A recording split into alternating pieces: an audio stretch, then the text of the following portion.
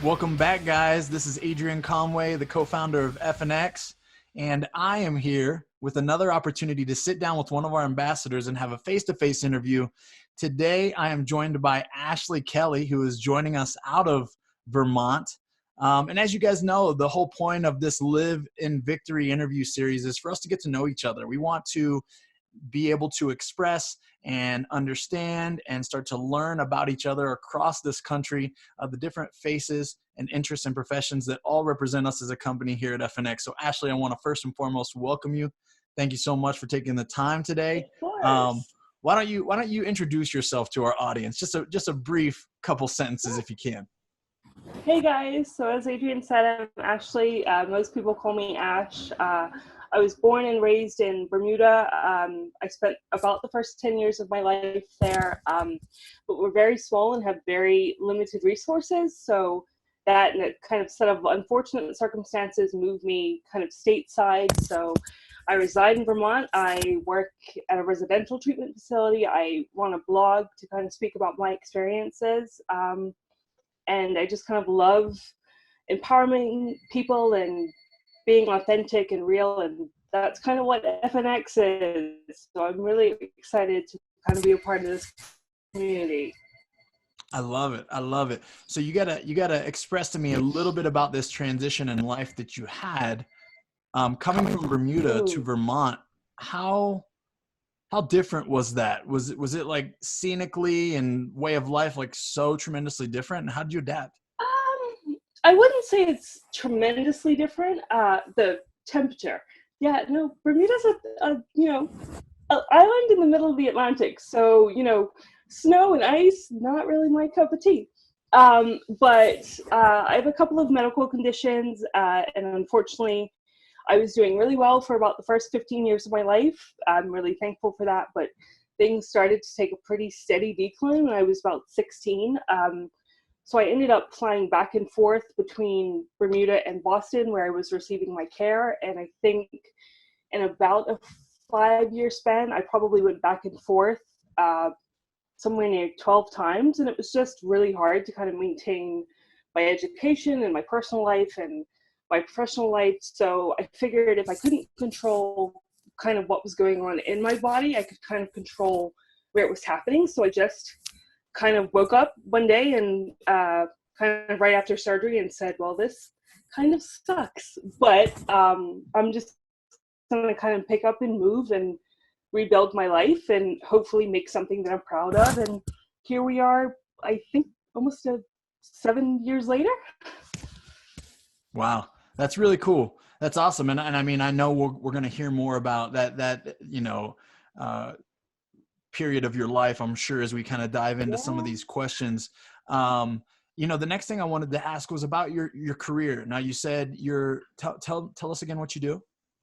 My degree is in social work, and I'm a behavioral interventionist. I work at a residential treatment facility for teenage young women that come from severe backgrounds of trauma and have developed kind of understandably negative kind of coping behaviors to get them through life. So we work with them to kind of undo and understand where they're coming from and reinforce that with new skills so that they can be reunited, hopefully, with their families and go on to live productive and healthy lives despite, some pretty extraordinary circumstances.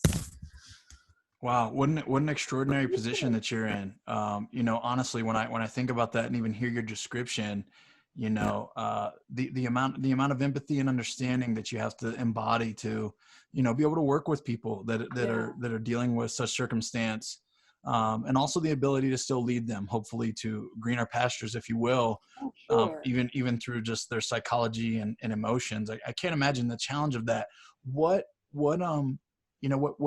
drove you to study that in school and be involved in this career path?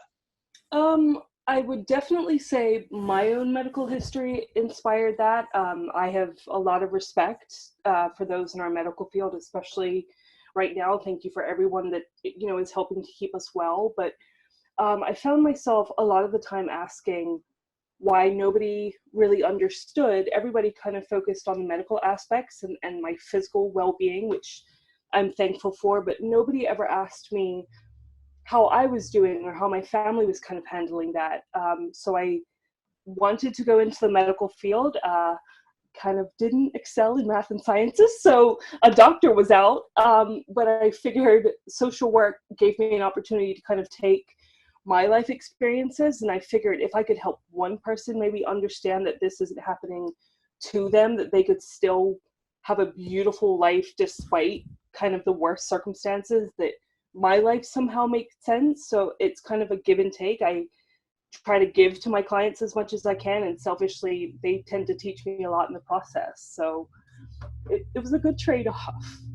Wow, that's amazing, and I think that's really cool. It's a very stand-up, decision to make, to, I think, be able to tie in some of your previous history, and of course it's strong when you get to tie in your experience and kind of stand in the gap for people in regards to how you felt as though maybe you could have been supported a little bit better. For sure. Wow, I love that. I think that's awesome, and it's very powerful. Now, just as before we jump into these questions, what's the weather like in Vermont now? I'm looking out the window and it is a little overcast and maybe mid 40s, and there's no snow on the ground, which is great because let me tell you, ice and snow, when you have a physical limitation, I have a hard enough time walking on dry flat land. Put snow and ice in front of me and it's pretty comical. That's fun. That's so funny. Like today, so yesterday here in Salt Lake City, it was really nice. It was sunny. My wife and I got to take our kids out. We had a picnic. And then this morning we wake up and there's snow in our backyard. So that's kind of what we're dealing with here in Salt Lake City. That's how springs kind of are. So we're relating to you in a way. Right now, you seem to have the better end of the weather situation. For sure. I love it. Summer is coming. Maxi dress season. Yes, it is. We're all going to be optimistic that we can practice more of the social distancing just outside instead. Right. Just hang in there, everybody. We're going to get through this. We're going to remain optimistic. We're going to get through this. Okay, Ashlee. So what I'm going to do, if you're ready, we're going to go through these 5 questions that I've addressed with several ambassadors before.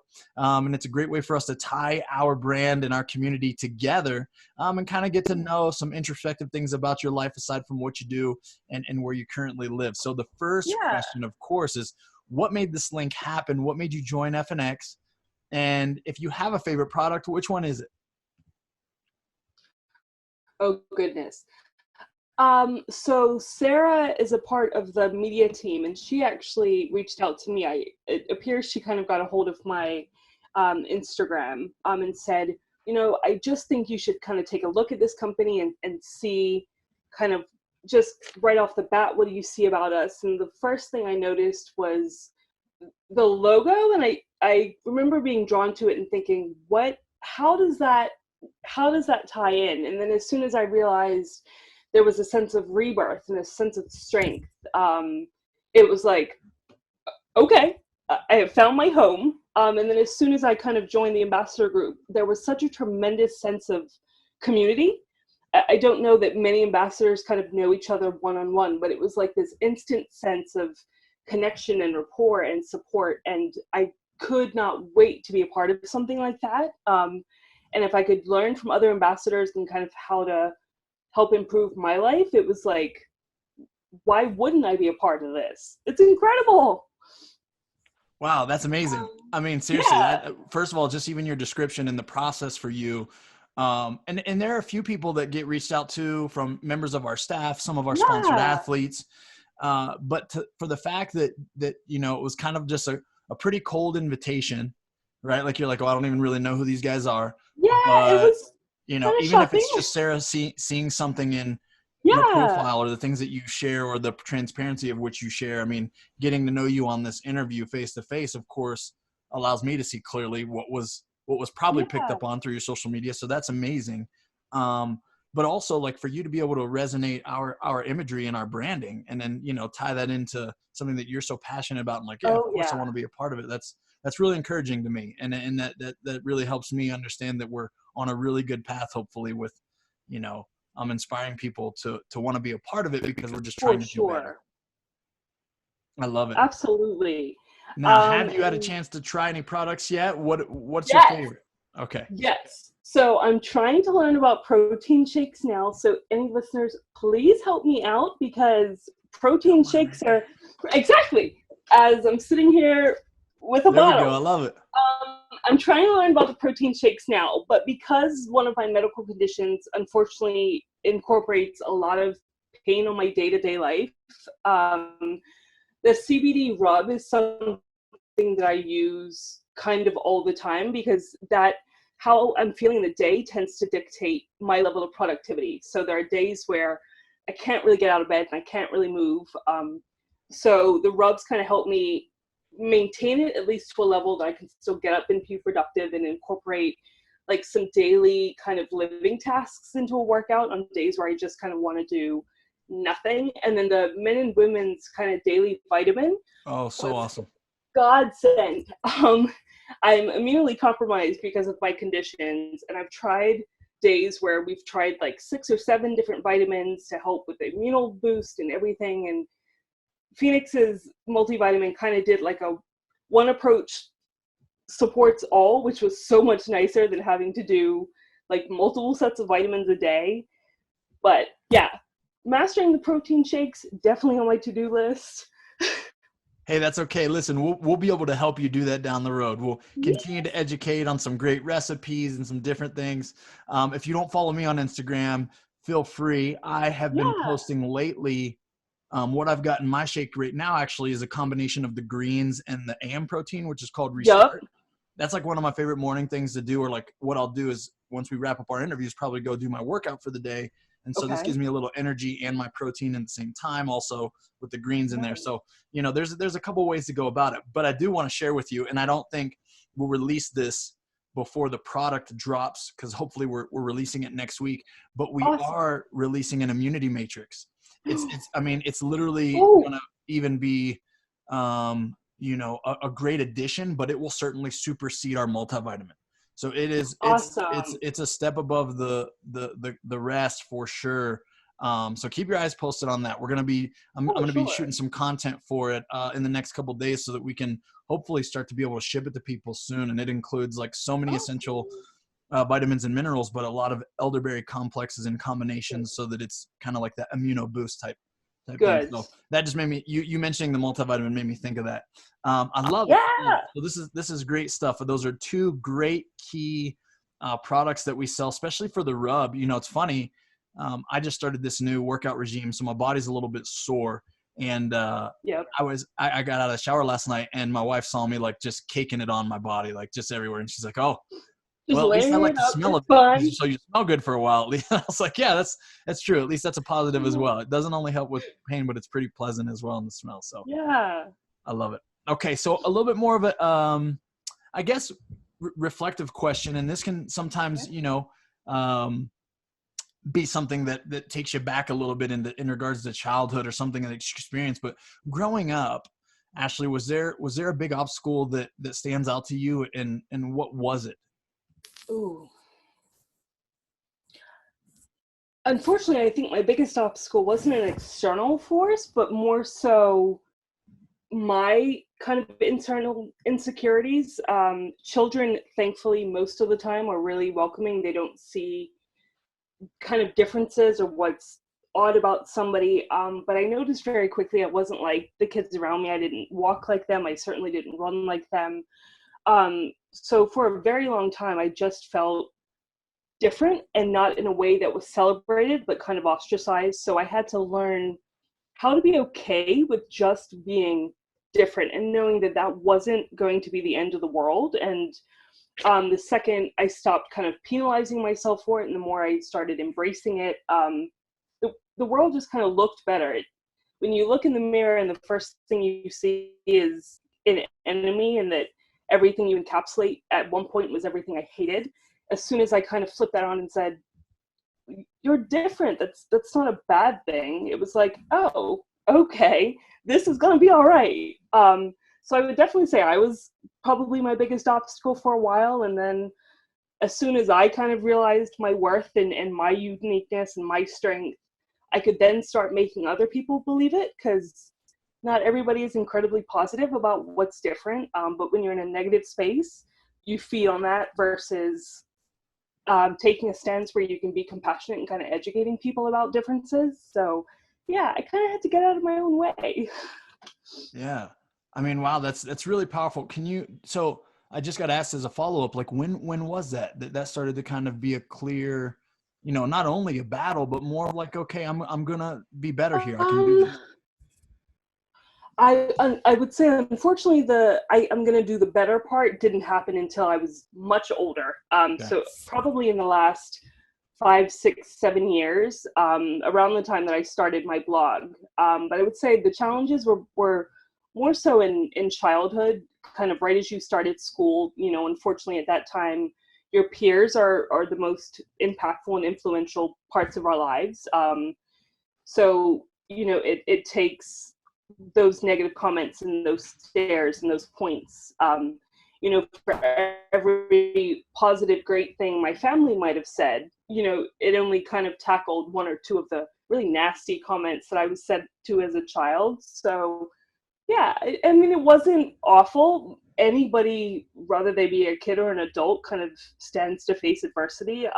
But kids weren't the easiest at school. But it got better as an adult. So, here's to that. Yeah. Cheers to that. That's right.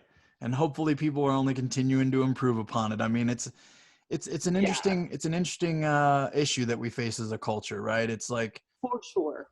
I feel as though, and even being a minority myself, it's like recognizing Mm-hmm. that a lot of times people, and myself included, like what we hope for is that like some issues don't ever continue on past generations, right? Like, okay, so Exactly. if these people were prejudiced or if these people were judgmental or teasers or whatever, it's Absolutely. sometimes that we really hope that it doesn't continue from parent to child, that kind of thing. But it seems as though the Exactly. older I get, the more I just recognize that innately through human nature, right, we Yeah, have this inability to understand and empathize with things that we don't fully grasp, right? So it's like, for people are sure. ignorant towards a particular race or disability or Mm-hmm. the way someone moves, walks, learns, anything. They struggle often with being able to accept it, and then when that's an initial struggle, it's like, okay, Yep. that's when sometimes the teasing comes or the negative talk or Absolutely. whatever it might be. And so it's interesting, but I feel like it's people like yourself, and others who can be examples of how to combat it, how to deal with it, and not just in a standoffish way, but it's like Yeah. out of education and being willing to express like, yes, I am different and this is why, and then helping them to Yeah. educate those people. It takes a lot of empathy, a lot of love and compassion from your Yeah. end, of course. But Didn't yeah, have I that think as a kid.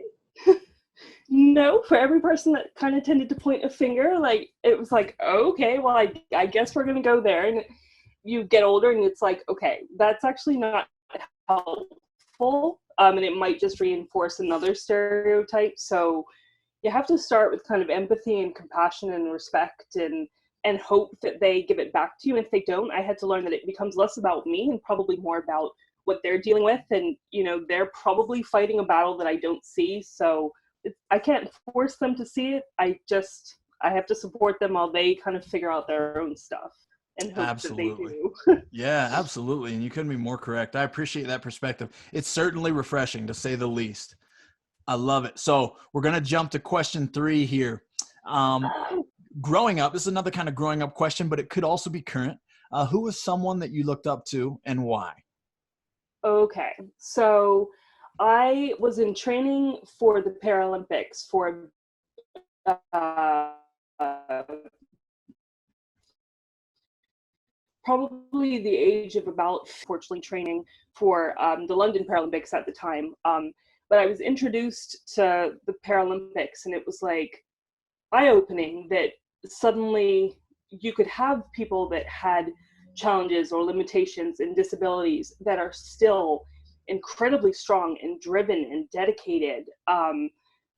That kind of taught me that I can do so much more, besides just kind of what everybody around me thought I was capable of. So I would say that was a really big turning point for me, to kind of recognize the strength that my body held instead of the weakness that I assumed that it did. Um, and that kind of helped push me forward. And that was kind of the start of me embracing my body. And then my mom is probably my second um, influence, because she has kind of recently changed her lifestyle for the better. And, you know, it wasn't about her losing weight, but her kind of learning how to love herself and strengthen her body and do what was best for her body. And that mentality I found really inspiring, because for a very long time I was told it wasn't necessarily about being fit or healthy. It was if you were somehow skinny that life was the best. And it was like, well, no, because that tends to lead people down really dangerous, dark paths. So it was more about empowering and strengthening and just being better. And yeah, which is kind of what Phoenix tends to focus on. So works out perfect. Hey, it does, and it certainly works out very well. And you couldn't be more correct, even from my perspective. It's like for years, specifically for females, you know, we were told that, and the popular media was telling the story that, hey, less is better, skinny is better. Like that's just the way it was publicized, Smaller the is story that was better. told. I couldn't be more.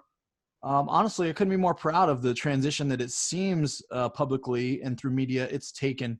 While that some of those things still take place, it's more of a certain understanding of like, hey, it's how we fuel our body. It's the movement that we do. It's the things that your body's capable of that make it beautiful. It's not, you know, the way it looks and the outward appearance. So I think that's it's definitely certainly made progress.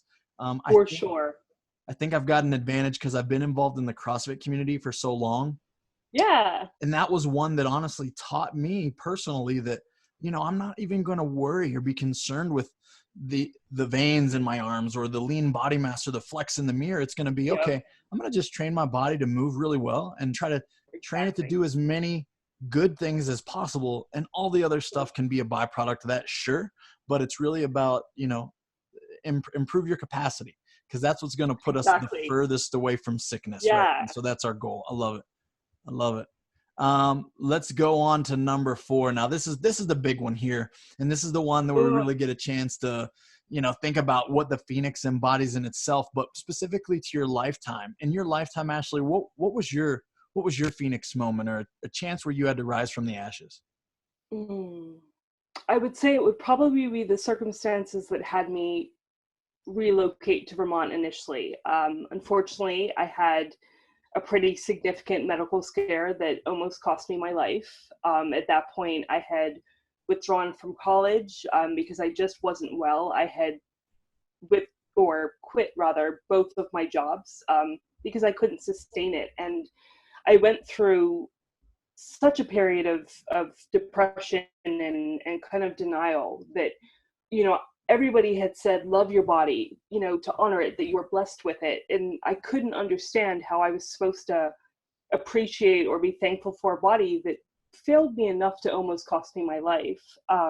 So kind of picking myself up mentally from that was incredibly difficult, because not enough people talk about kind of the influence and impact that mental health and support take in. But as soon as I kind of allowed myself to kind of just take a moment to recognize that, yeah, this kind of sucked. And for the moment, I was defeated. Despite everything I had done, I had failed. And I allowed myself to kind of feel that. And then after that was done, it was like, okay, so you can't control this. You can't dictate how well you are or how your body's going to respond, but you can dictate where you're going to be when this happens. And I'm either going to have a great life in spite of this, or I'm going to have it despite it. And so it was like, okay, we're going to move. I'm going to take a little time to recover, and then we're going to get moving, and life is going to continue, and it's going to be okay. So that was kind of tough for me. That was a tough lesson to learn kind of right before your 21st birthday, because it's supposed to be a party and, you know, this big celebration of life, and mine just wasn't quite like that, but it turned around. That's awesome. I really can't imagine, you know, dealing with some of that stuff growing up. And then of course it really kind of almost hitting the apex right before your 21st birthday that way. Could you tell us a little bit about what you were dealing with in regards to the health of and the battles that you faced even growing up? So my primary condition is called hydrocephalus, which basically means water on the brain. The ventricles in my head don't drain, and so the cerebral fluid just kind of builds up in your head. So they had to implant a device that drains and kind of recycles that water into my body so that I can maintain a constant ICP versus one that fluctuates. And then the condition that you kind of see when I'm out and about in front of you would be cerebral palsy. That one is not life-threatening. It's kind of life-changing, and it's not one that I can hide. But thankfully, that one's relatively stable in that it's not necessarily going to get worse. But the one in my head can be a bit of a nightmare at times. But that being said, both of them, for every challenge that they gave me, I created a beautiful life kind of because of them. So there are days when I'm kind of mad at the world or my body, but most times I'm just really thankful that I could have a beautiful life that I wanted, despite kind of what everybody saw as a disadvantage or a disease or something that wasn't going to necessarily push me forward in life. I love it. And I mean, I can't encourage you enough, Ashlee, by saying that you're being a great example to other people. You know, Thank you. the way that you are able to be transparent, even to the fact that some days aren't good days, you know, some days are just days, or some days are hard days, and that you try your best to work through it and see the best in everyone under the circumstance. And, you know, I think that kind of optimism is rare and few and far between. A lot of people in your circumstance would pack it in and, you know, be ready to kind of give up on their life. Yeah. And I so tried that, and I tried the angry part and the I hate the world part, and it didn't get me anywhere. So why do it? Absolutely. Yeah. And that's, I mean, but that's easier to say than do. Right. And so I think a lot of people are falling into the opposite. So I really want to lift you up and applaud you for, you know, the example that you're being to a lot of others out there that are going to be dealing with a circumstance like this. And I think that's an amazing Phoenix moment, to say the least. And, you know, it's one that you're continuing to fight every day. So I think that's amazing. And to me, this actually leads into our last question really smoothly. Because you're a walking example of what it means to live in victory. But, you know, our brand, our company, for every product that's purchased, we donate a gallon or the equivalent of a gallon of water to a village in Ghana. And that's our Live in Victory Everyday program. So, Ashlee, my next question to you is, what's it mean to you personally to live in victory every day? I guess the simplest explanation I can give is just to stop being in competition with the world around me and just be in competition with myself, just to be better, for something to be better than it was the day before. For too long, I kind of, unfortunately, like my first instinct when Sarah reached out was, are you sure about, like, have you looked at me compared to like some of your ambassadors? Like, I don't look like you guys. I don't, like, what are you thinking? But it was kind of that having to rewire and unlearn that I wasn't in competition with the world. I wasn't trying to be better than the next person or stronger or faster, because those weren't going to be my strengths or attainable. So I had to be better than I was the day before. I had to do something stronger than the day before, or try a little harder. I had to stop competing with myself and just celebrate every little thing that I could do, despite the world telling me that I couldn't. And so it's a daily thing for me, which is exciting because it means that I can always set goals and just keep going. I love it. Ashlee, thank you so much for joining me today in this interview, and thank you so much for that perspective. Guys, if I could sum up that answer to live in victory every day, it's to be a little bit better than yesterday. And we don't have to compare ourselves to other people.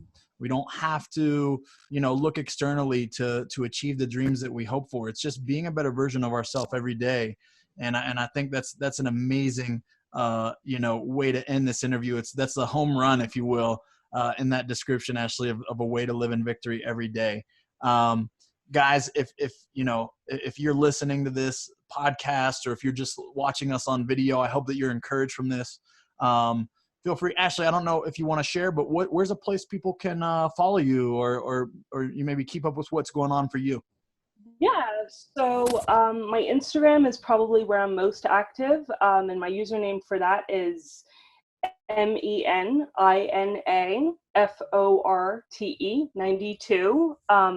And that's kind of where you can keep up to date on my day-to-day life and my blog and kind of how I incorporate Phoenix and exercising into my life.